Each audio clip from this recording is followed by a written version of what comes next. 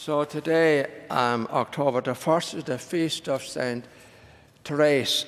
And I think we all know a bit about Saint Therese. She was born in the year 1873, and she died in the year 1897. So she was only 24 years of age when she died. She died very young. She joined the Carmelite monastery near her home at the age of 15.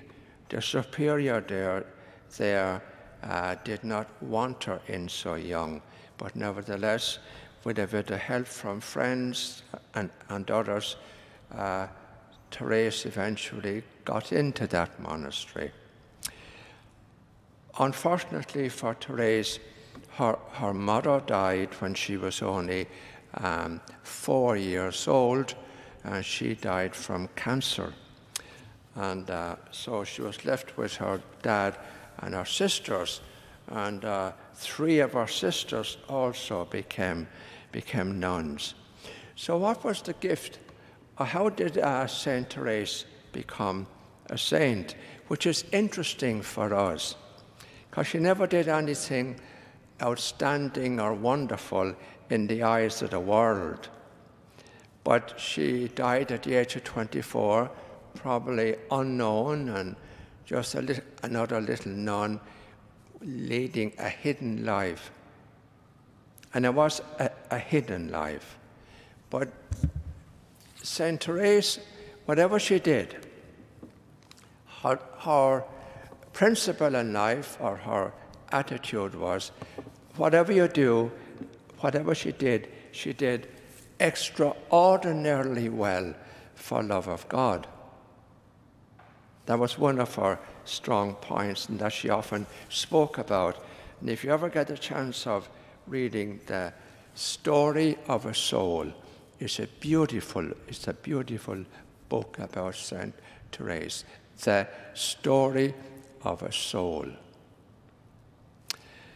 And the other thing Saint Therese did was, it wasn't, as you can imagine, it wasn't easy living with a group of nuns, and it's not easy if you're in a monastery living with a group of priests, because we're all different. And so the little things that would annoy her and upset her, she would accept cheerfully, joyfully, for love of God. And unfortunately, or maybe fortunately for her, she had a great desire to know Jesus more and to be with Jesus. And she developed tuberculosis. There was no cure at that time for tuberculosis, but she bore that cheerfully and joyfully for love of the Lord. And so she never did anything extraordinary. But after she died, and before she died, her Mother Superior commanded her to write her memoirs. And she took her a year to kind of fill 6 little exercise books, or 6 little jotters. And she wrote some of her memoirs. And later on, when they were published, people began to realize what an extraordinary person she was. And then in 1925, she was canonized.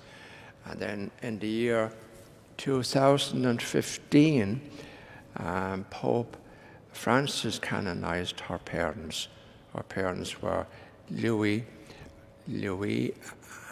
and Sally Martin. So she's a wonderful little saint, somebody that we can really imitate in our lives. Because just by doing ordinary, everyday things. And her little failings, and the times she got angry and annoyed, she also, because she knew God loved her, she didn't worry. She didn't worry about those.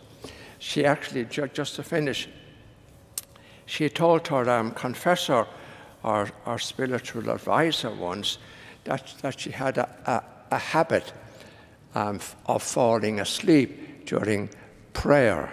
Well, that's a very human thing. And he said to her, well, you should be very annoyed with yourself and despondent if that's the way you say your prayers. And she said, no, I'm not. I'm not the least bit despondent about that, because God loves little children, and I'm just his little child. And what parent isn't very, very happy when they see their little child asleep? Same way with God.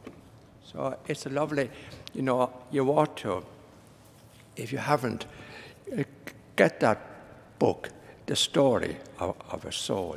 It's a beautiful little book.